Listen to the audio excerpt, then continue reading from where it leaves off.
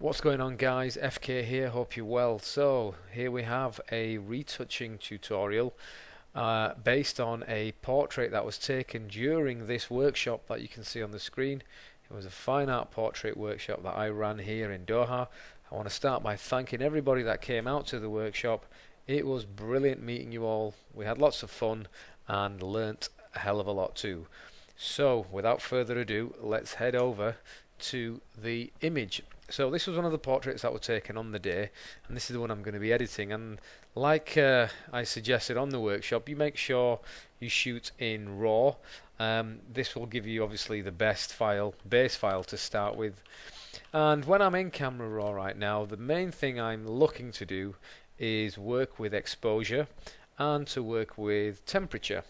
And obviously when we were taking these images, we made sure that we were checking our histograms and ensure there was no clipping in the highlights and there was no crushing in the blacks. And if there were, we would be seeing these blue warning indicator marks here, and if it was overexposed, you'd start to see some of these red marks appear.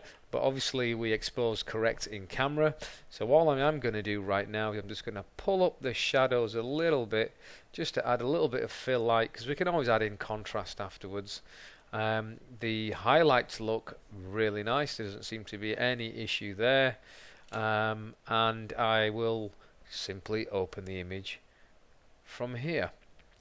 Now when we were taking these pictures as well, I did mention that there's always a chance when you're shooting at 2.8 or any kind of low aperture like that, depending on the quality of your lens, you will either get a very sharp image if you're using a very good lens with a high megapixel sensor like some of the people that were using the 5D or you'll get an image which might be slightly softer in focus. And for this style of photography, I prefer having something which is soft focus. Obviously if we zoom in here at 100% and we look at the eyes, we can see they're not tack sharp, but we will not be viewing these images at 100%.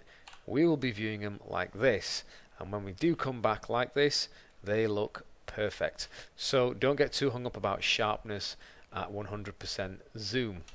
Okay, let's stop waffling and let's start editing. So first thing I'm going to do is I'm going to create a copy of this layer, and on this layer I will pick the wonderful tool here, which is the spot healing brush tool, and the CC version of Photoshop here has a fantastic brush and it is very good. Now all I'm looking to do right now is not worry too much about areas of dark and light, but I'm really wanting to focus on spots and wrinkles and any major blemishes that stand out to me. Now obviously retouching is a very individual thing, and how much of a retouch is entirely up to you. If you like a overly retouched image where things start to look a little bit past reality, then that is entirely up to you. Me, I like to, when I'm editing these kind of pictures, to create something beautiful and soft, something perfect pretty much, but something that still looks believable. You know, I don't want them to look like they're made of plastic. I don't want them to look like their skin is has no life to it or no texture to it. But what I do want is I do want a very nice, soft, almost angelic look. So all I'm going to do is I'm just going to move around, and I've got this little crease here by the mouth, and my brush size at the moment is fairly large, but because I've got the pressure sensitivity on the Wacom, if I only tap, I will get a very thin stroke. If I press hard, you will see I will get a much larger stroke. So even though the brush is big, just by pressure I can adjust how wide of a stroke mark is made. So let's move around, and we can see over here we've got some little spots, so I'll just take care of these now, and I'm pressing a bit harder, hence the brush size is getting a little bit wider, but that's fine. I like to have that control. Let's see on the arms and the legs and the knees, we've got this little mark down here. I'll take that out, and the first few minutes is just moving around and clearing up little blemishes and things that you don't like. So I'm going to continue to do this, and I will speed this part of the footage up, and I'll be back in a second.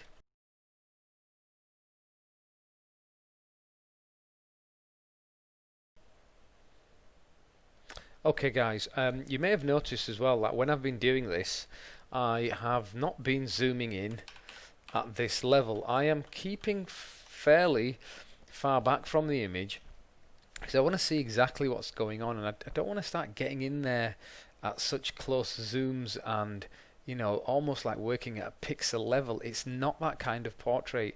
When I've done more extensive beauty work where we've been shooting at like f11, f18 with high contrast lighting, we're going, you know, trying to get every texture and detail, and it really is focusing on the beauty of the skin and the makeup application. Then of course the level of retouch and the process of retouch is different. Here I am not concerned with that kind of detail. I'm actually being a little bit sloppy because I know I'm going to be able to clean a lot of this stuff up later on. Right, so this has been a clean layer, so I'll just call that clean, and I'll just quickly turn it on and off, on and off. Let's just zoom out and see what's going on. On, off, on, off. Now you might be looking at this composition and saying, oh well, it's not very well framed. The framing's been purposeful. I really quite like this negative space above. However, I might later on decide to come in and crop in, but for now I'll just leave it as it is. We can tweak those things later on. Right, next thing I'm going to do is I'm going to start to deal with blemishes and areas of light and dark, and for that I'm going to use frequency separation. So after I've made my clean layer, I'm going to duplicate this layer twice, and the top layer I will call high, and the bottom layer I will call low. Okay, so the next thing we do is we turn off the high layer, we select the low layer, and we do a filter blur Gaussian blur. Now this low layer is basically going to be the layer where we deal with areas of light and dark. Okay, so luminosity, that's all we're going to be dealing with here. Skin luminosity. Now if we look at the preview window here, we can see right now at a value of 6 all of these tones, these values, these areas of light and dark, shadows, midtones, highlights, and everything in between, they're all merging together and is smoothing out. This is what we want. If we go too over the top, we basically create an excessive amount of blurring, and if we're too much under, we can still see areas of texture and a little bit of detail coming through. We want to eliminate that. So generally speaking, when we're working with an image of around 8 bits, we find that a value of 6 radius tends to work well. So I will click OK. So now I've got this blurry layer underneath. I'll select the high layer and I'll turn this back on. What I want to do now is I want to set this layer to linear light. Okay, and it will give you this horrible image, but don't worry, when we go to image and apply image, remembering to be on the high layer, apply image, and we set our layer to low, and we set our blending mode to subtract. By default we won't actually have that. By default this will be set to multiply. This is what we will get, so we have to change it. We'll click on low layer because we want to apply this to the low layer, and we will come down and select subtract. We'll make sure that the scale is 2, the offset is 128, and the opacity is 100%. And if you've done this correctly, what you will see is your image return to how it was before all the modifications, and that will tell you that actually you've done it correct. So I'll click OK. So now I've got a high layer, which if I just press the Alt key and click the I, is basically this layer here. It's a detail and texture layer, and then underneath that we've got a blurred layer which is going to be dealing with values of skin tone, and we've got them one on top of the other. Now I'll select them both and I'll drag them down into a folder, and I'll rename this folder FS, frequency separation. So basically we are separating frequencies of high texture and detail with low areas of value. Now let's go into the low layer, and I'm going to use a technique which some people may frown upon.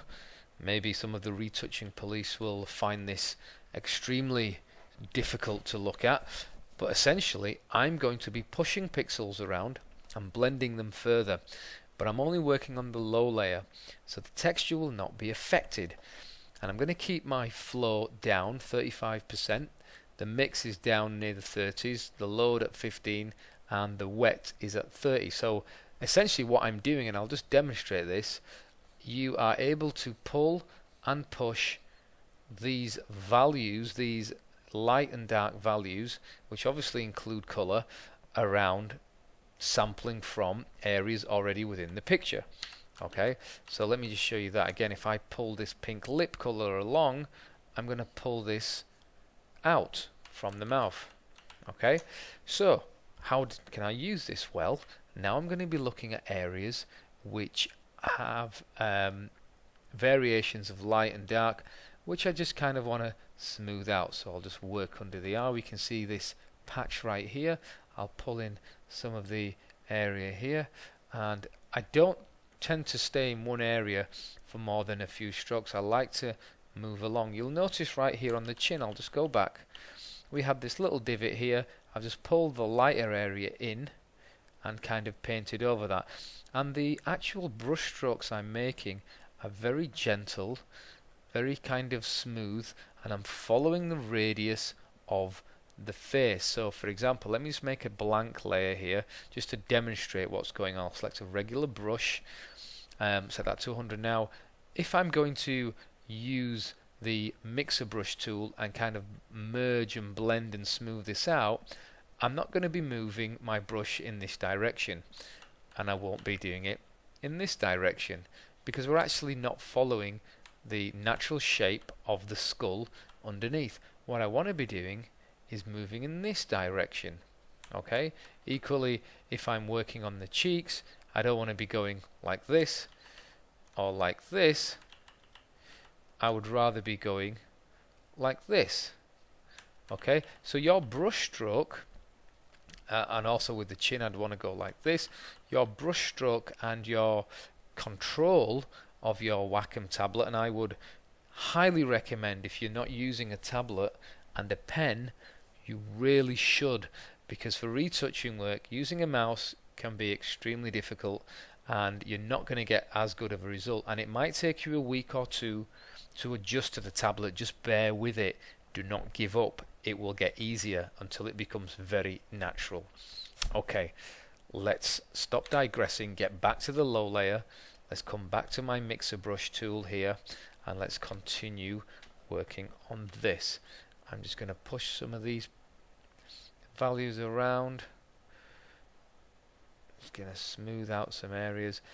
Now what I've got to be very careful, because I don't want to remove shadows altogether, because we need shadows. Shadows represent form. Okay, we need shadows, they represent form. Form meaning the illusion of 3 dimensions on a subject. So we have to make sure we are still keeping form, otherwise you end up having flat faces which have absolutely no 3-dimensionality to them.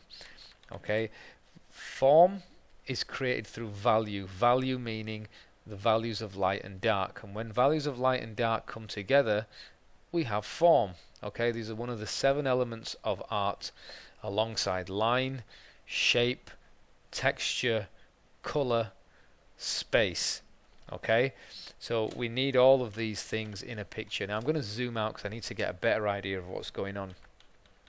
I'm going to make my brush a little bit bigger, and I'm just tapping, I'm just pushing, and I'm just tweaking areas, being careful not to go over the top. I've got a little dark spot here under the eye, so all I'm going to do is I'm going to push in, and I'll zoom in so you can see what's going on here.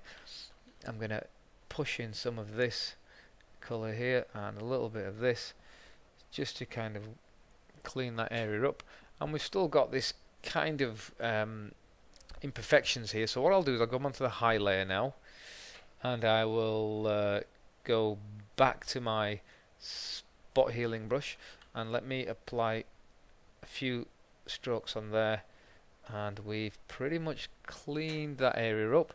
Still got a little dark patch here. I'll come back onto the low layer, and I will just try and clean that. Now again, we don't want to remove all of these patches under the eye, because then the eye will not look realistic.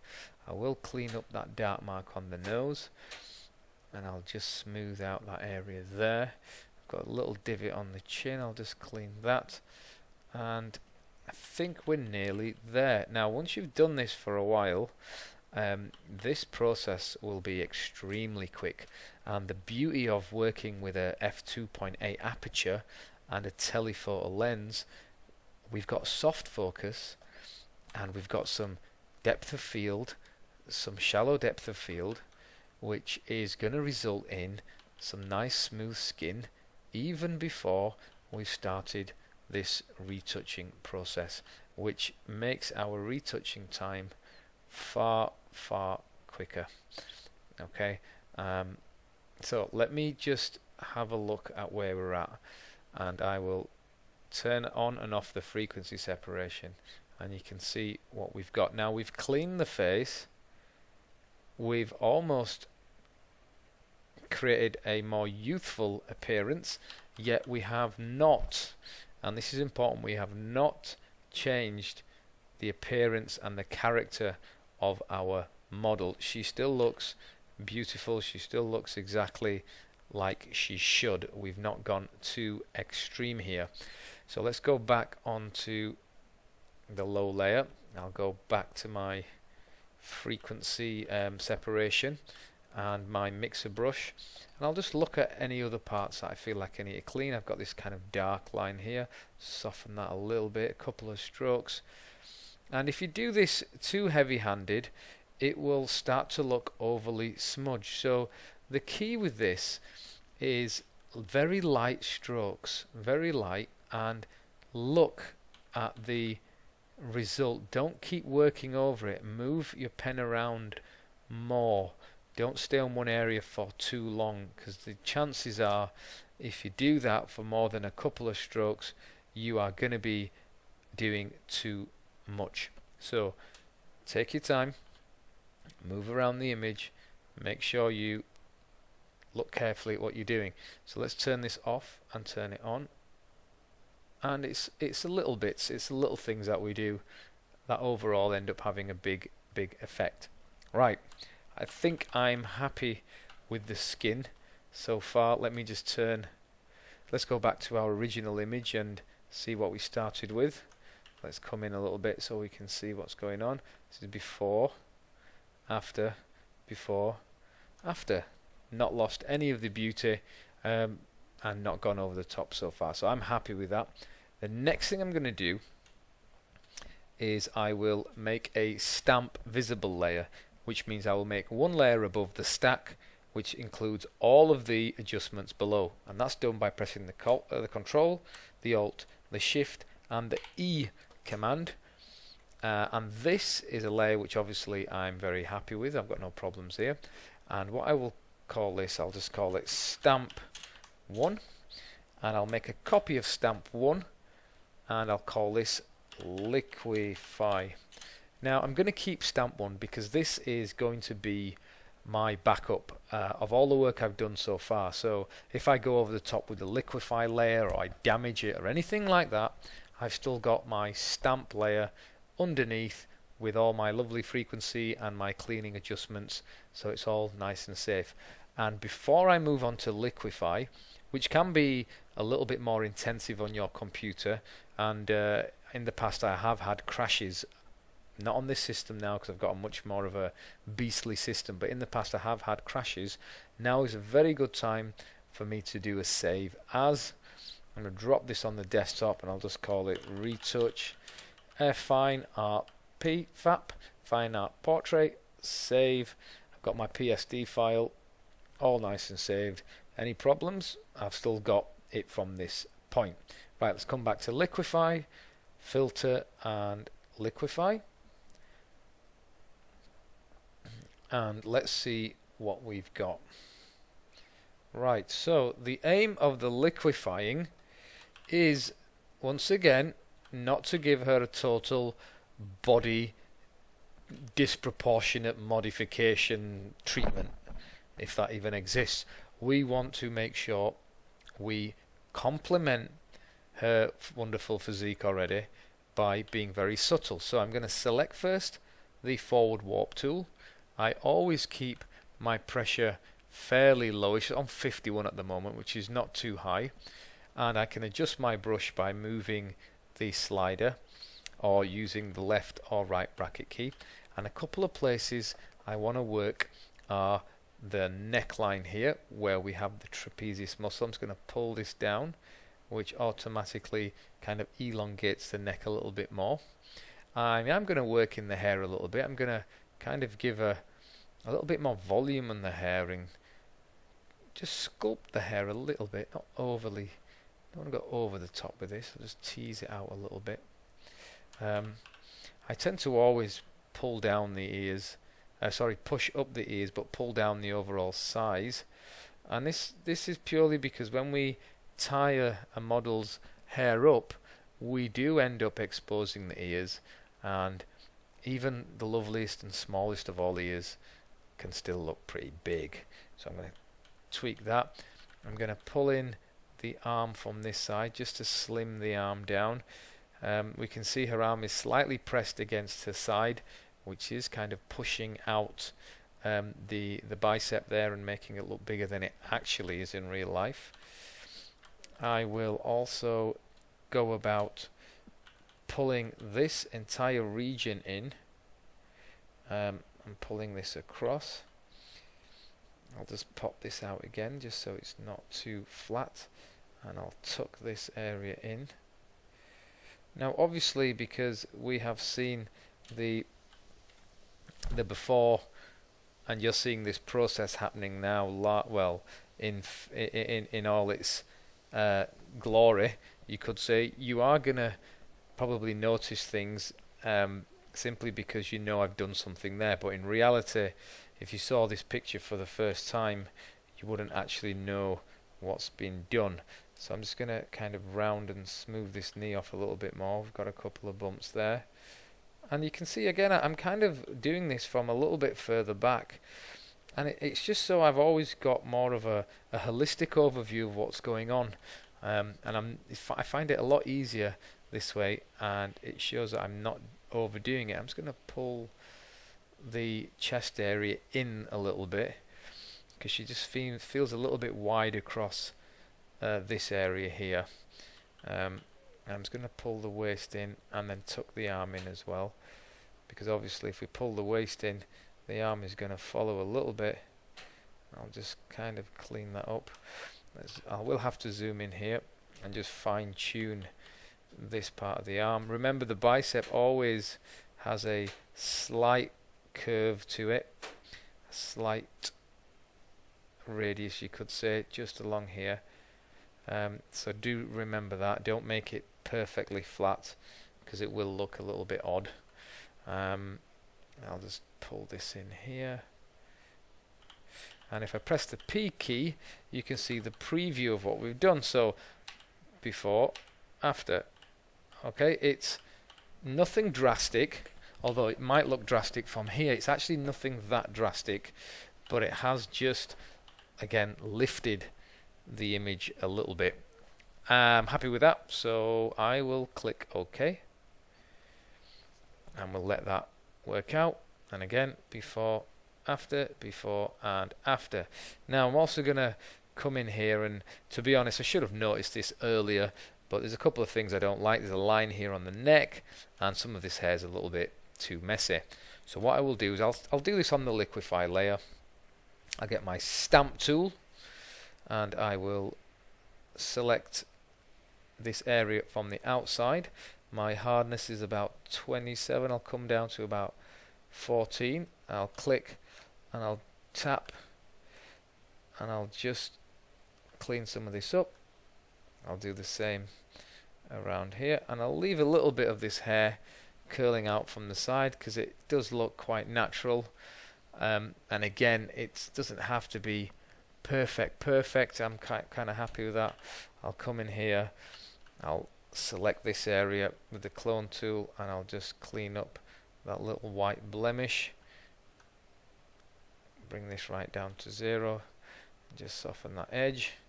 So changing brush size and changing brush opacity and changing brush hardness, these variables are extremely important, and when you use them all collectively, you'll find you'll get just a better transition between your affected part and the unaffected parts. So that looks quite nice to me. I am fairly happy with that. Now, what you may also notice, and I'm not sure if you have, but I have right now, is when we look at the overall exposure, we can see that obviously there's more light on the face than there is on the chest, and the face is obviously slightly brighter than the chest, and we expect this because the face is obviously closer to the light. The light is up here, and it's kind of filtering across. We feathered this light quite a lot. It's just a one light setup. We used a big 7-foot parabolic, and the light is filtering and feathering across through the diffusion fabric. And the first thing it's going to hit is it's going to hit the forehead and this area, and then it starts to fall off on the chest area. Now, some people like to keep all of the skin even from the chest and everywhere. Me, I don't want to do that. I want to have a little brighter on the face. You remember, your eyes are going to be drawn to the brightest part of the picture, and in this case it is the face. All of the other beige and ivory and white styling elements are nicely exposed. They're not overly white or overly yellow or anything like that. They work quite well. So that is that. Now I will come down here in the corner. I'll get the stamp tool. I've got a little bit of this area here, so I'm just going to click here, and I'm just going to sample from this area here. I'm just going to tap. I'm going to clean that, and I will tap, and I'll just clean this area up a little bit. I'll take this bit and just duplicate that, and that's cleaned up that nicely. So a little bit of cleaning, bit of liquefying, and that's given us that result so far. Okay, so I'm happy with that. Now what I'm going to do is click the crop tool, and I'm just going to have a look at cropping and seeing if there is anything, any other composition which I like that I might decide to use. So I'm just going to crop in a bit tighter here, and I'm going to see how that looks, and that's quite nice actually. I do quite like that. I think it gives us a little bit more intimacy, so I will just crop in, and we can see the before and the after, and we kind of brought right into the model now, and the negative space is gone. This little piece of foliage is irritating because it's just creeping in and distracting, as is this region here. So these are the things that I'm just going to remove because they're dark and they're coming in right from the edge into an area where there's nothing else going on. They can be distracting, but the rest, okay, looks cool. Right, next I will create a stamp visible layer. Control Alt Shift and E, and I will double click this, and I will call this complete, and I will make one more copy of this, and on this copy is where I'm going to start doing my grading. Now I'm using a program called Alien Skin, and Alien Skin Exposure X2. It's a brilliant piece of kit, and what it allows you to do is use presets like you might find in Lightroom, and then give you the option of adjusting these presets. So I've just clicked on presets here, and I've got all of these options, and the most common one I tend to use are the ones found in colour films Polaroid. Essentially what they're going to do is they're going to give your picture some character. They are going to add grain, they can add dust and scratches, you can add all this wonderful vintage nostalgic toning to your picture with just a click of a button. It's a wonderful, wonderful program.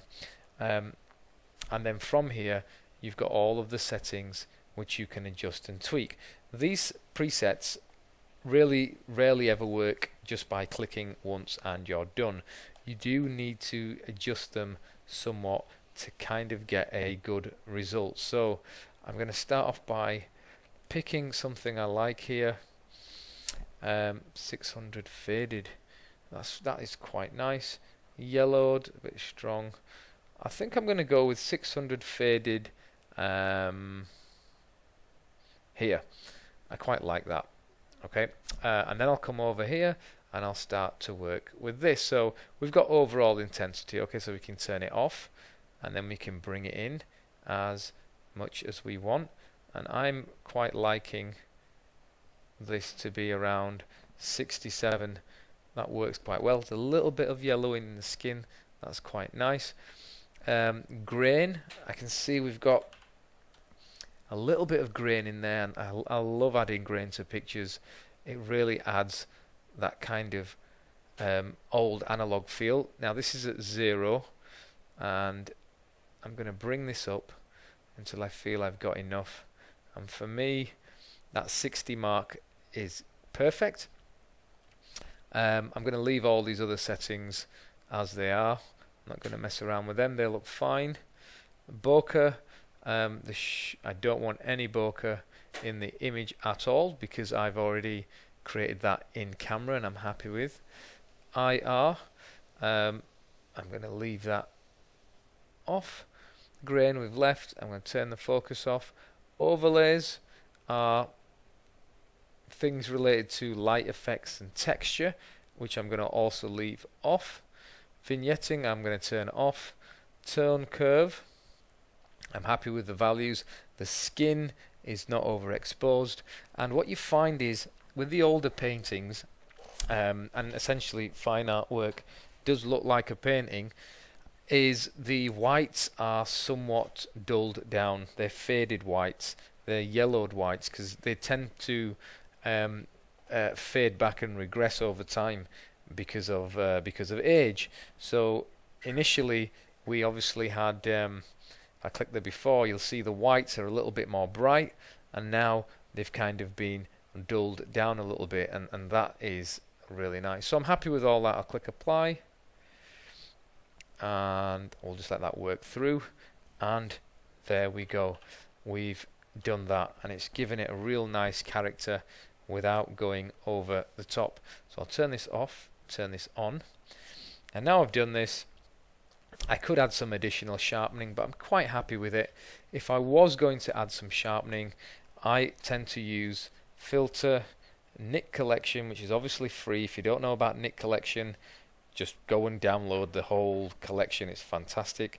I click on Output Sharpener, and I tend to find that the default setting for this, let me just reduce the window size, squeeze it in here.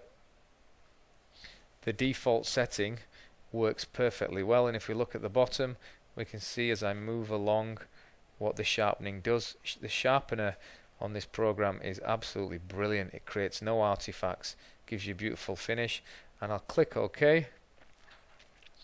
It's just brought out that sharpening. Let me show you the before and the after. Now that soft focus that we had previously from the 2.8 is gone just by a little click. This is why I say don't worry about pixel peeping sharpness, you can change it later. But I don't want the sharpening everywhere, so what I will do is I will create a mask, an inverted mask, by clicking the Alt key. Whilst I click the mask tool, this gives us a black mask, the effect is hidden.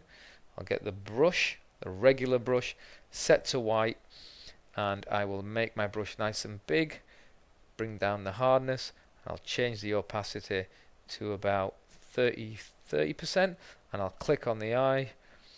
a couple of times to bring the sharpness back, just there on the eyebrow, a little bit on the hair, on the beads. I'm kind of going down the line, and I'll click on the hand here, bring a little bit of sharpness, and try and keep it as natural as possible. Okay, and then that's it. I'm pretty much done with this image. Now let's have a look before and after. Let's come down to the original. Okay, we started with this and we've ended up with that. Okay, and hopefully you found that useful. We are quite fortunate. The model has perfect eyes. There's no redness in the eyes to start with. Nice and bright. Features are great. We did not have to in any way liquefy those.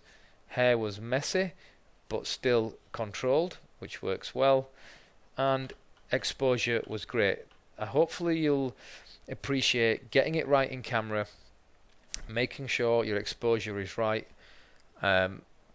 making sure your white balance is right. It pays a lot of dividends afterwards because you have less processing to do. So before and after. If you like this video, if you found it useful, please give me a thumbs up. If you feel there was something I missed, or there's a different way of retouching that you normally use for something like this, then please add it in the comments below. We're always learning. We learn from each other. I definitely don't know it all. My retouching is definitely something I am improving all of the time. And if you like the video, subscribe. There's going to be plenty more. Anyway, thank you for watching, and I will catch you next time.